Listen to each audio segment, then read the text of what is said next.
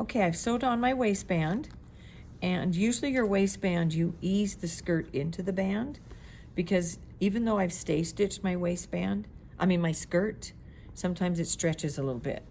So, and here's my band, and I'm using the real stiff interfacing, and so I've stitched it on, and then I pressed it good. I pressed this going up, and so there's a little bit of ease here, so I just pressed some of that out. And I made sure that I didn't have this stiff band into my extension and my seam allowance, because you can't turn this with this here.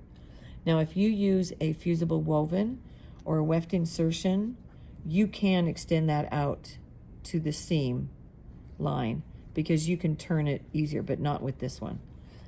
So we have a variety of things you can use for your interfacing.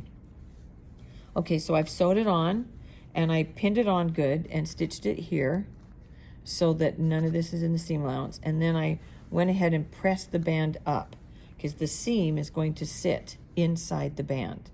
Okay, once I get that done, then I'm going to take my band and I'll take it from the right side and I'll push it over. Now, with this stiff interfacing, all I have to do is just turn it over to match here, and I know I've got the width I want. If you're using a little less stiff interfacing, make sure you measure this so that it is this is 1 inch, 1 1/4 is typical, but however wide you want this, make sure that stays the same amount.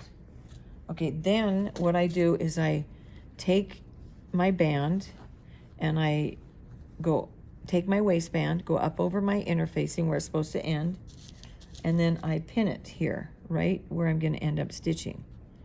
Okay, so I've done that all the way along, and now I look inside, because I need 3/8 of an inch for my Hong Kong binding. So a lot of your instructions will say trim this first, so you don't have to trim it after, but I chose not to, because I've got the turn of cloth to worry about here, and it depends on how thick your fabric is, the weight of your fabric and your interfacing. So I pinned it like this, and you can see that I basically got 3/8, and I might have a tiny bit more here, but I'm pretty good right where I'm at, so I am not going to trim any of it off.